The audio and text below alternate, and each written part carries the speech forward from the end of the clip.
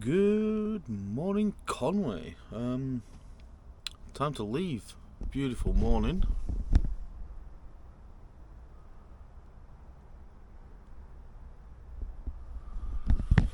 Not much wind in here at the minute, but it's filling in from the northwestern a bit, which means I'm going sort of north-northeast to the Isle of Man, in theory.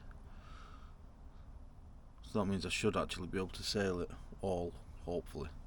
I've just done my engine checks and I will show you my alternator belt is a bit loose, so I've got a little bit of time. I'm going to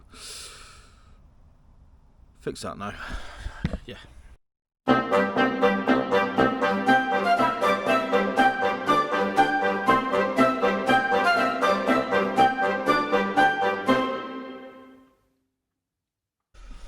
Et voila, un engine.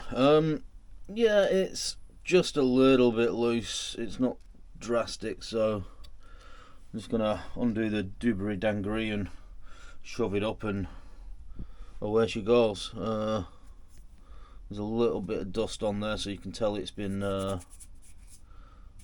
loose. That dust wasn't there three trips ago, so that's new. So I'll tighten that up and we'll get going. So all I've done is loosen this off ever so slightly and hit it, because what else am I going to do? And that's put a lot more tension on that belt, which should be fine. Just hit stuff, it works. I tighten that up now and we're good to go. Take a bit of rubbish up to the bin and then start faffing with lines.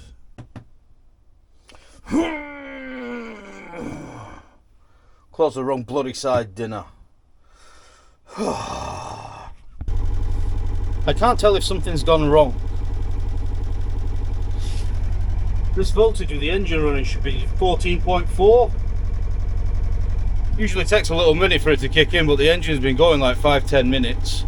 I've just put a load on it to see if that'll kick the alternator in, but I am getting nothing.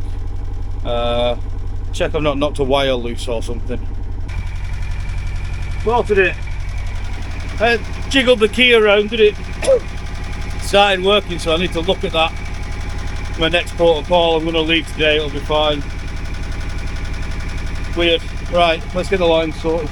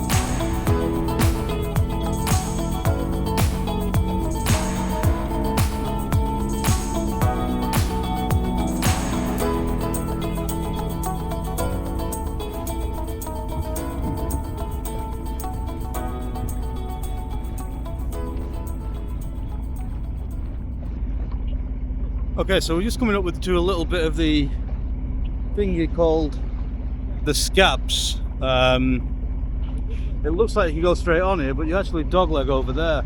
On the chart, it says I can get over it with this state tide, but I ain't gonna risk it. Hello, guys.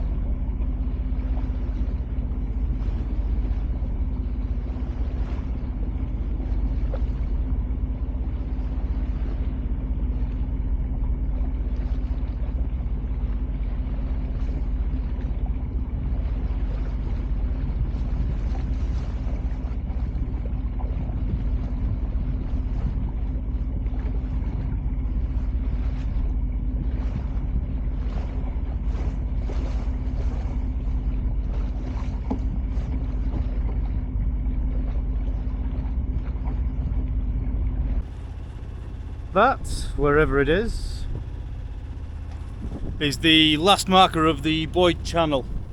There's the starboard hand one over there. The safe water, the fairway markers over there. I'm not bothering going to that, it's pointless. So I'm starting heading north now, approximately north-northwest, to go to the Isle of Man, to Peel, or just outside Peel. I'm not going ashore. I'm on super money saving mode at the minute, so it's anchor only. Yeah, there's a bit of a confused rolly swell, but the tide's just on the turn, so he's teetering on the edge of enough wind, but probably not in this swell. But I'll get all these fenders away, because they go in the locker that's underneath the autopilot, which is really frustrating. So winter project might be to switch the autopilot to the other side, the tiller pilot, along with many other winter projects. So yeah, I'll do that, do some stuff. You'll probably see me get some sails up shortly, and then we'll get cracking, see if we can't sail there.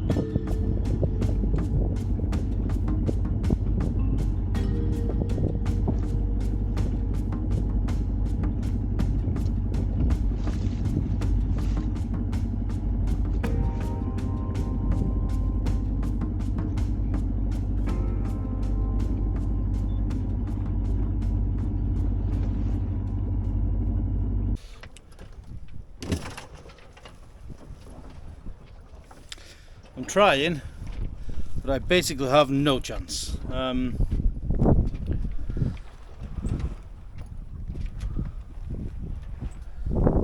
doing 2.8 knots, which will get me there at 9 AM in the morning. I want to be there 12 hours earlier than that. So I think it's, and there's too much swell. If you look, it's just knocking the wind out. So I think I'll furl in the headsail, harden up the main and motor for a little bit, see if the wind comes in. I can't just sit here bobbing around, unfortunately. So yeah, here we go. I can't remember if I filmed that a wind has happened, but a wind has happened. Obviously, massive island behind me there, so I was in the lee of that. As soon as I came round it, boom.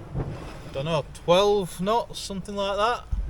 Which is enough to get it going without a shadow of a doubt. Doing anywhere between 5 and 6 knots, aiming for approximately 340. He says, as he's nowhere near 340. Yeah, we've got a bit of a cross tide, so we've actually got about 20 degrees of tide's pushing us a different way by 20 degrees. Yeah, about 20 degrees or so. So I'll keep 340 for the next hour. I may have to adjust that later on, but see, you're never going to keep it bang on. You're not an autopilot, so you know it doesn't really matter that much. It's a pretty big island. I'm sure I'll hit it at some point. Yeah, so settle in for the day. I might stick the autopilot on, Maddie on for a little bit, just to tidy up the cockpit and get everything straight. Yeah, and then get comfy. I've not actually had any breakfast. I need to have some breakfast as well. But it's all good. A little bit lumpy at times, but for the most part, it's all right.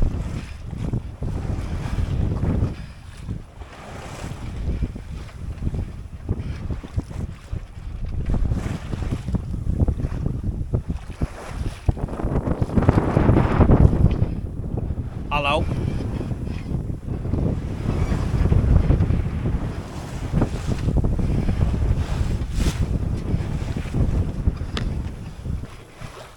Gorgeous, isn't it? She doesn't even leave a wake.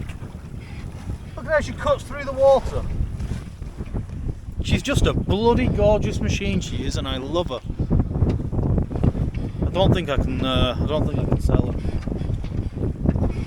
I think she might be mine for the foreseeable. Once I sort that keel out and the mast. I've got her pretty well balanced now. She's holding approximately 340 on her own. It drifts off a few degrees each way every now and again, but it sort of comes back. Yeah, so she's looking after herself.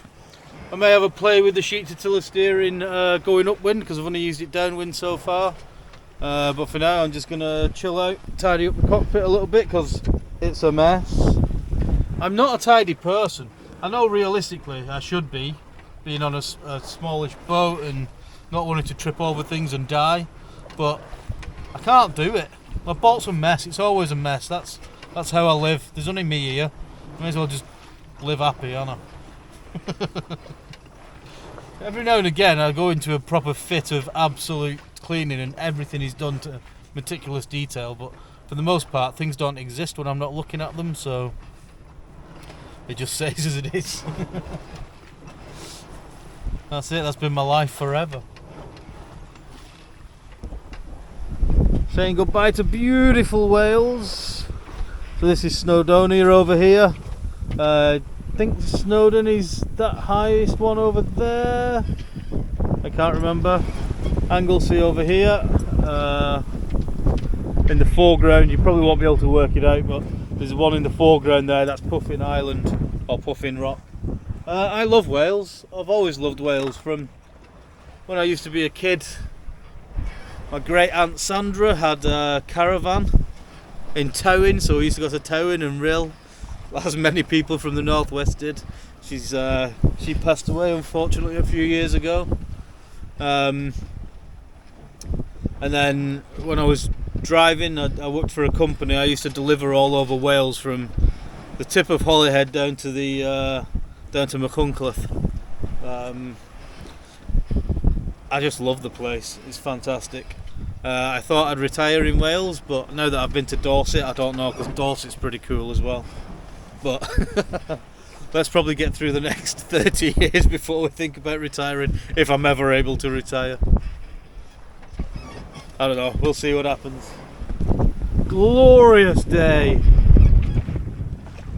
Glorious. Still on 340, not touched up. Keep on keeping on.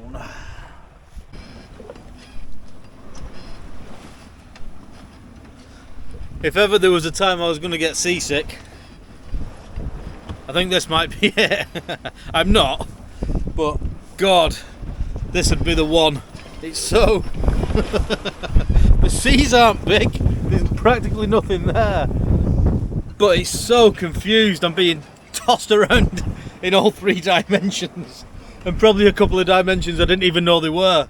So yeah, I'm all over the place. But I've put the tiller away. I don't need it. I'm just steering her with the main sheet every now and again as the wind changes and stuff like that. So yeah, it's nice having a bit of space in the cockpit. I can throw my Crocs up, move my legs around, stuff like that. So where we're heading, if you can't see it very well on here, I'll put it in afterwards, but there's a TSS coming around Holyhead and another one heading into Liverpool, and we're going between them, so naturally the ships will just follow straight from the exit of one into the entrance of another. There's no point in zigzagging, so we're going to be going through quite a congested area. In fact, I've got about 4 ships I can see at the minute. One of them's a very large oil tanker. I don't think you'll make it out on here, but it's friggin' massive.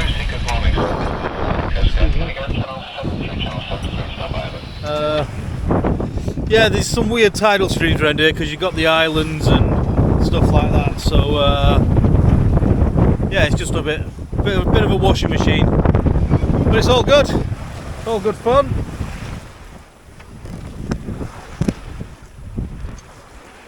For me, getting B-roll and stuff.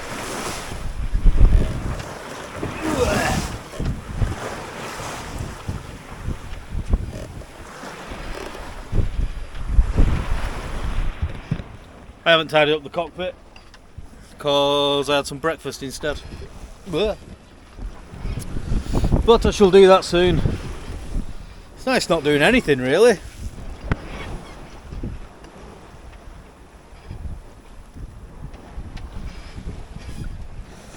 Oh, God, I'm going grey. Bloody 40 now. I met a chap called, well, one of my patrons came down and met me. That was wonderful, and brought me some food and stuff like that. That was nice.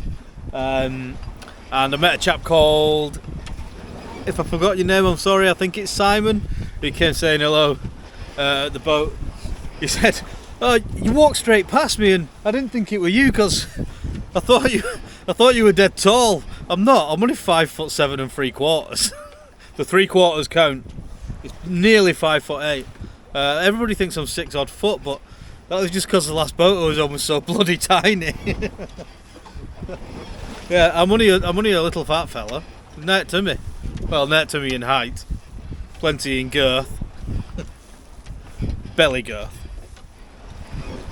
Right.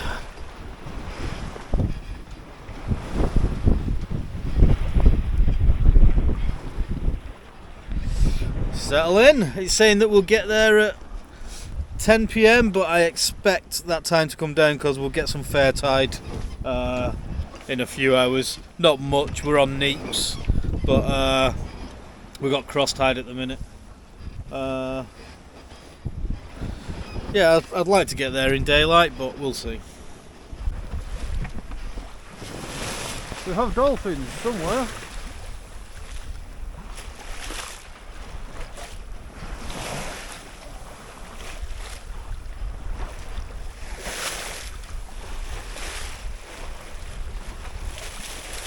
Hello guys!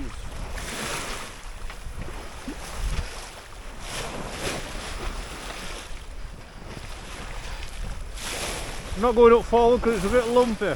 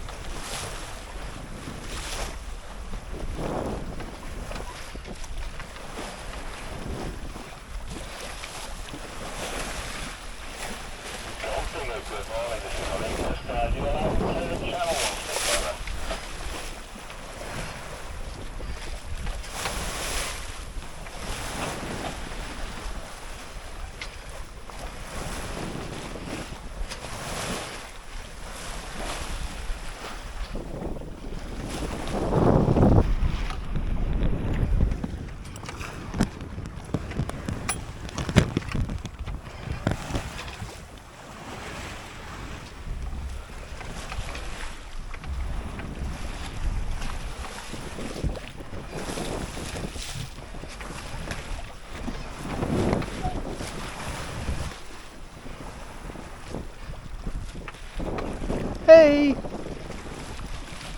Hello!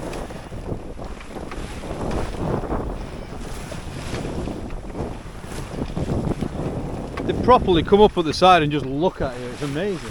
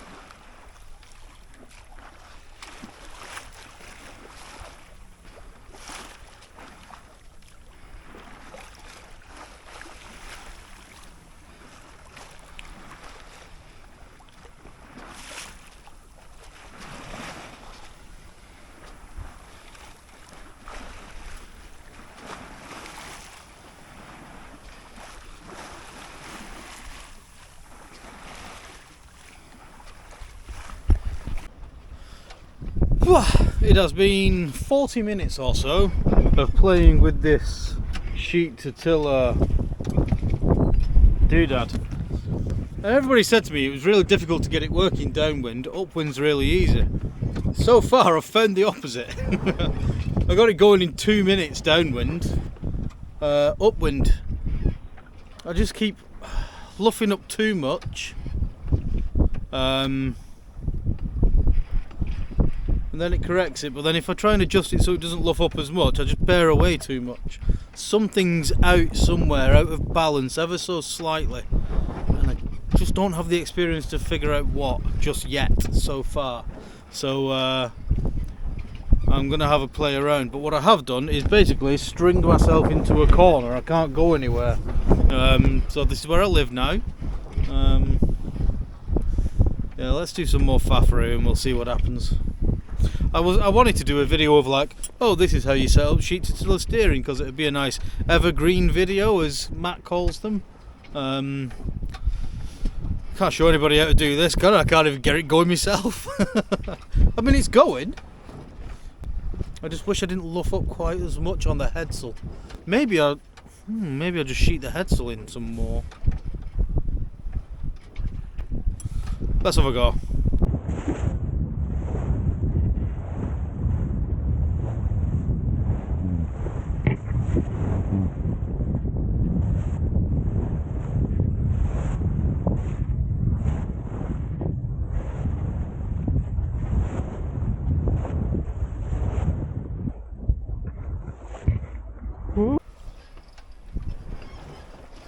I'm an idiot.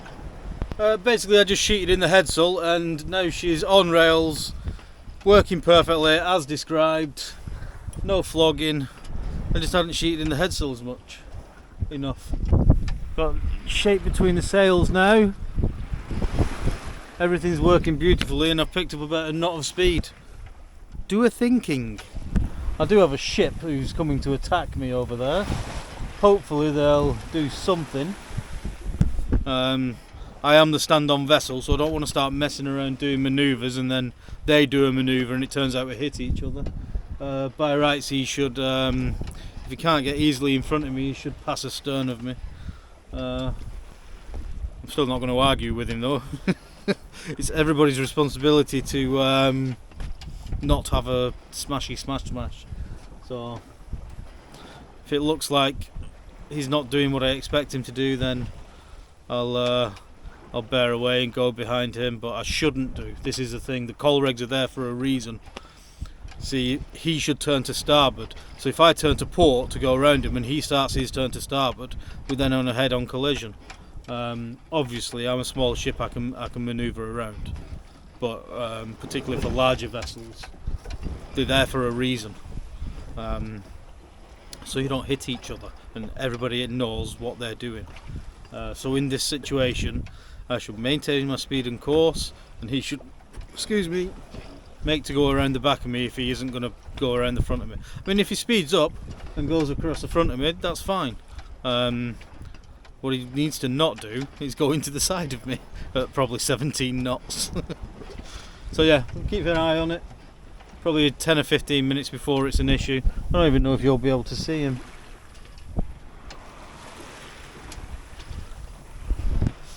Anyway, we'll see.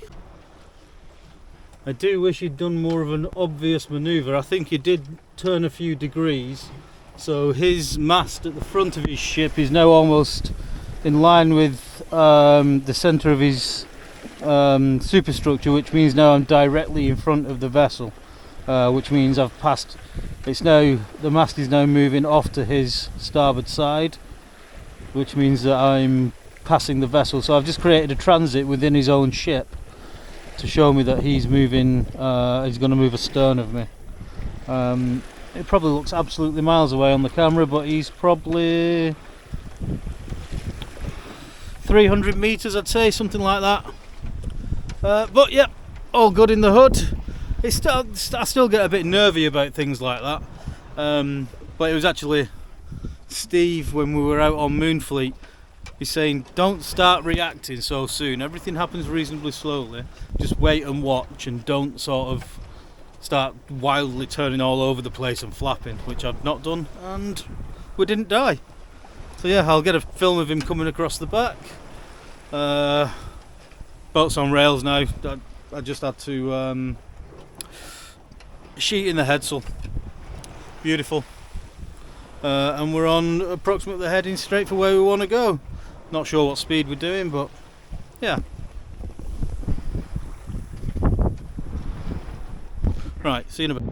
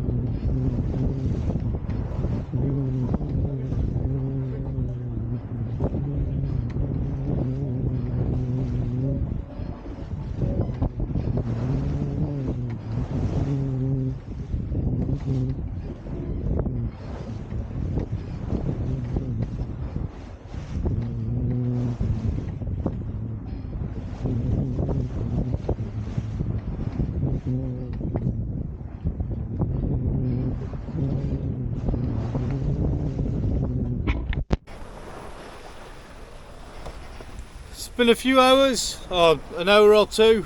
I'm just listening to an audiobook. Everything's going well.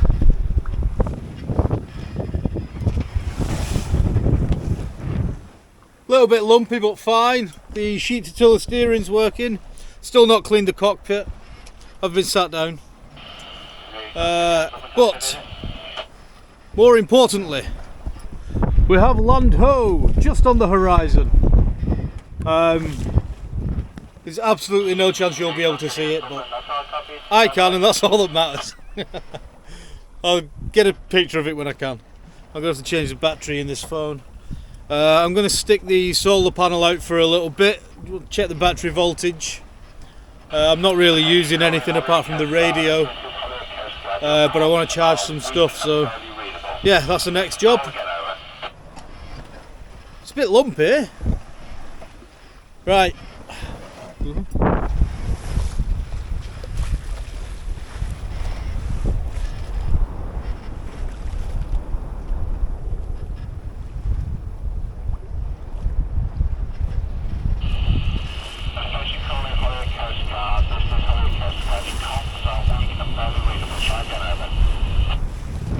Anyway, see you in a bit.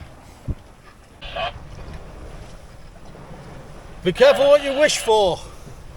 It's bloody windy now. I don't think I'm overpowered.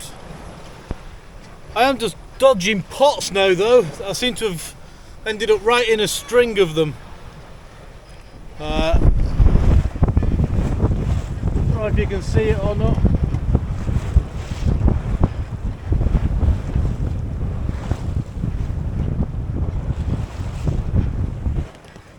Hopefully I'll get out of the string. I think this might be the last one I'll come across, but we'll see. I'm heeled over pretty much, so I'm going to try and get some footage over the side of the boat. That side I think it'll look alright, but we'll see. I need to get past these pots first. I don't want to leave the helm just in case. At least they're nice big visible ones.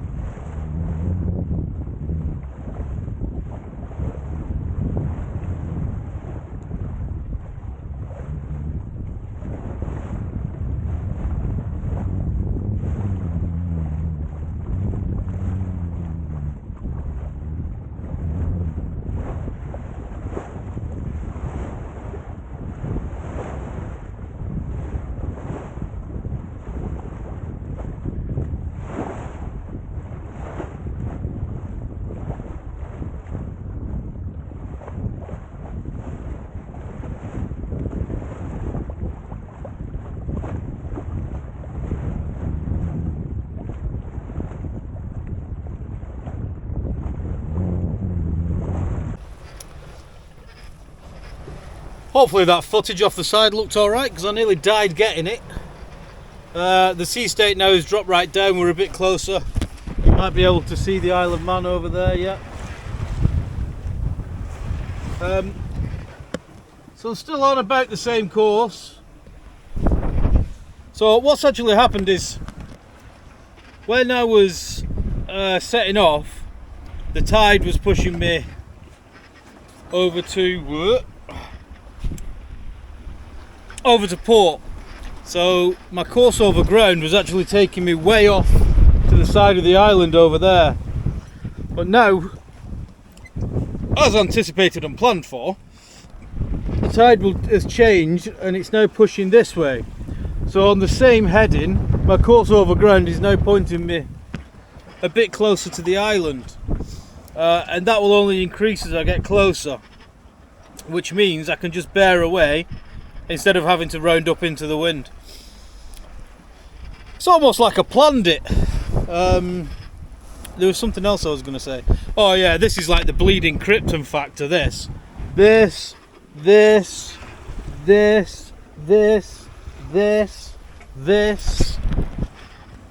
DSC call came in on the radio for a couple of paddle boarders. It's actually from Ireland. And honestly, it takes me about 15 minutes to get in there because the boat's heeled over as well. I'm just no good at this, getting around on the boat while it's heeled over. But hopefully that'll come with time. Don't make things easy with myself, it being the complete and utter krypton factor. Can't stand over there because there's a solar panel. Can't stand here because everything's charging under there where it's out of the sun. I'm just creating obstacles for myself, but that's the story of my life. Glorious day. Beautiful. I've been hands off now for 5 hours or something like that. Just sat here keeping an eye on it. Managed to get it set up well, thankfully. Listening to my book, so I don't know if I'm shouting or not. But the earplug things are dying, and the things inside, so I'm going to have to krypton factor it. Plus I need a new battery for this as well.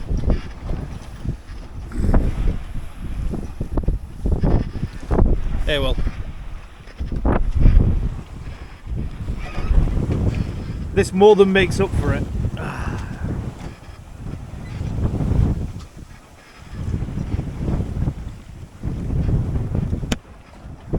Good, isn't it?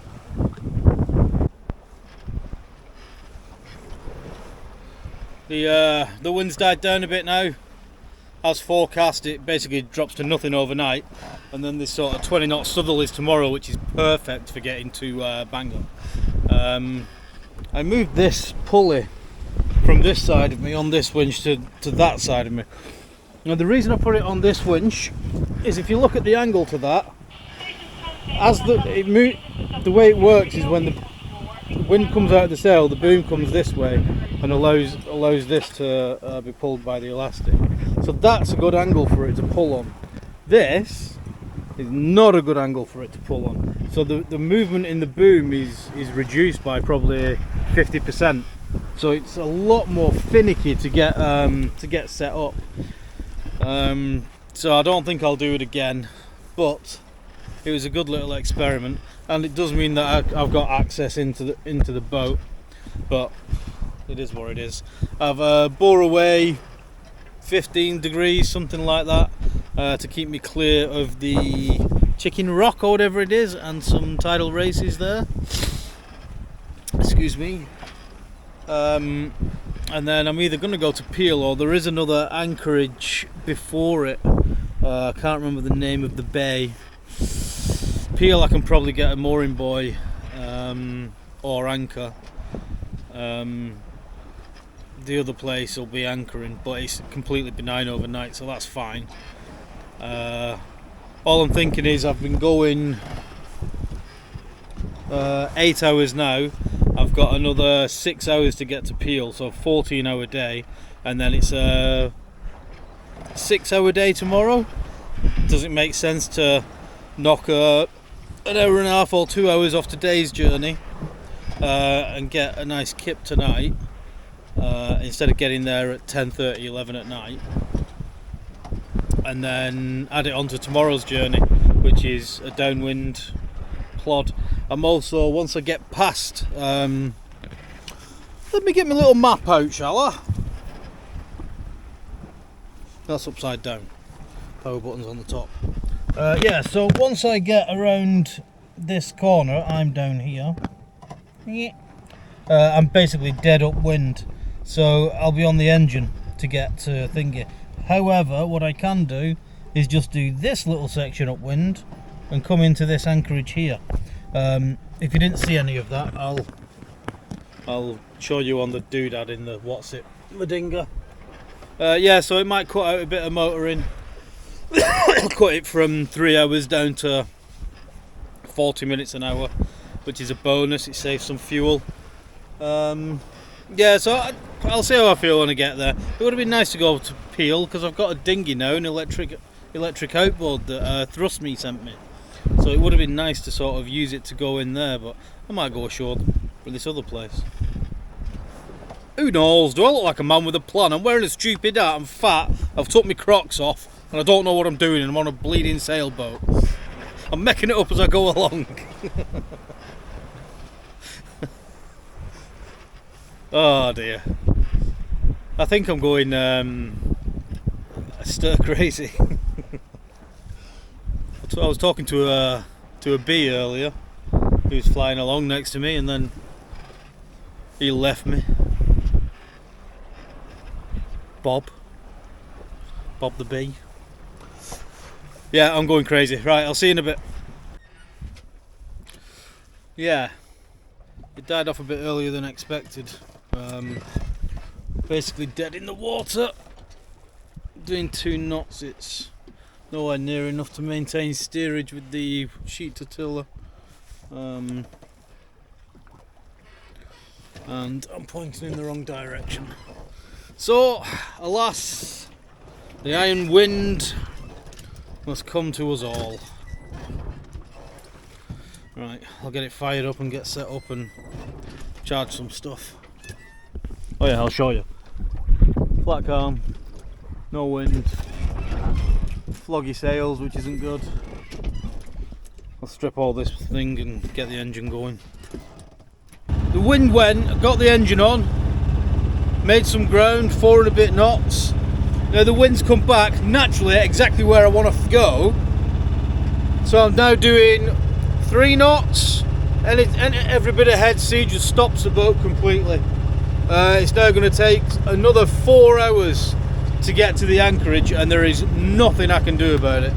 I bore away and got the headsail up.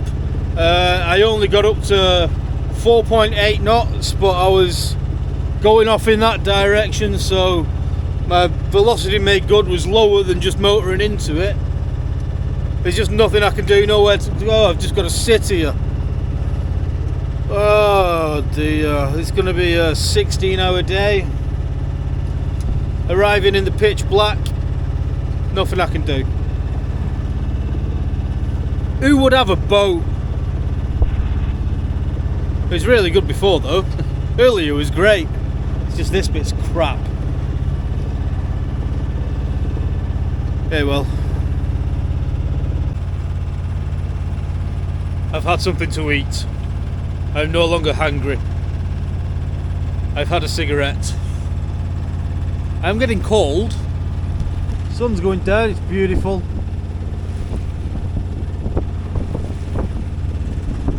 Et voila! The Isle of Man, or a very small part of it. It goes all the way over there. This is Chicken Rock that I'm going past here. I don't know if you can see those pots. I'm going through a laid string of them. I've been sort of skirting them. Now I'm cutting through them. Thought the engine went weird, but it was just my earphone. Yeah, so I'll cut across there once I'm into give myself some safe water. Around that corner and then the anchorage. Still says an hour and 43 minutes at 3.6 knots. That's where I'm going. But hey ho, I'd only be sat on the boat anyway. What difference does it make that it's moving? Apart from the fact that it's noisy. Well, I've got earphones in. So relax. This is what you came here to do, be on the boat. So be on the boat. I'd also like to get to bed, but ignore that bit. Right, I need to do a concentrating. I don't know if you can see the little speedboat coming across, or whether I've discussed the trick to knowing whether you're going to hit them or not, is to look at their movement relative to the background.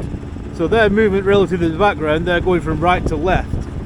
So that means they're going to pass in front of us. If they were going from left to right, they'd pass behind us. And if they were stationary against the background, they'd go straight into us. I hope you could hear that.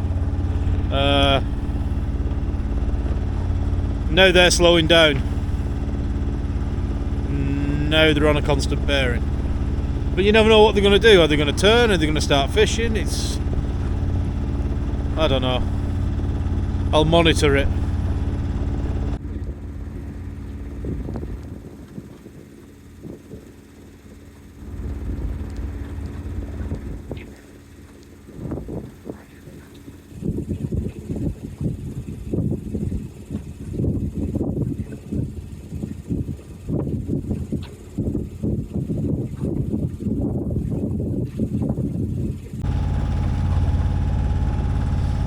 Finally getting out of the shizzle. 4.6, 4.7 knots.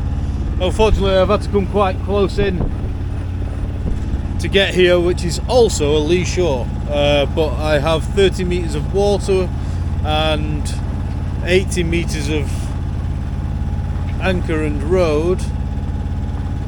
I reckon if the engine died, it's alright. I'd blow directly behind me, which is fine. I'm okay until I turn the corner, so I'll give it a bit of a wider berth, but yeah, I'd get the anchor down in time.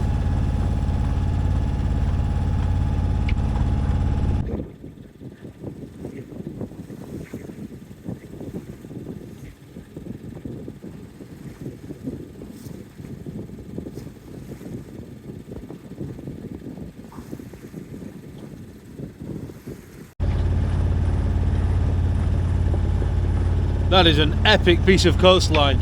There's a gap between there where you can actually sail through, but obviously it's very tidal and stuff, and I didn't want to mess around. I weren't sure what time I was going to get here, what state of tide was, so I just went around the outside. Probably cost me 45 minutes or something, maybe even an hour, but it is where it is. I can see the anchorage now. You won't be able to. I can see the odd mast in there, so there are some boats in there. The sun's going down, you're not going to see anything, so I'll not bother filming me anchoring. Next time you'll see me, if everything goes alright, I will be down below with the light on, probably. As promised, I am inside with a light on. Yeah, pretty bog standard anchoring. I've put all the chain out, plus 10 metres of road, so that's 30 metres out in 5 metres of water. 6 to 1. I go off wind speed. 1 metre of chain, knot of wind speed plus a boat length, and there's no wind, barely, so you'll not see much. But this is Port Erin, also known as random lights in the dark to you guys. I can't be arsed cooking, I'm not even that hungry, so I'm just going to get straight in bed and knock something up for breakfast. Go on a little dinghy ride in the morning. Yeah, hasta mañana. Good morning. All my neighbours left early this morning to catch the south-going tide. I'm going to leave around midday, I think. Didn't have a great night's sleep. Got really rolly during the middle of the night, woke me up a couple of times, but not too bad. Not a bad little place, this.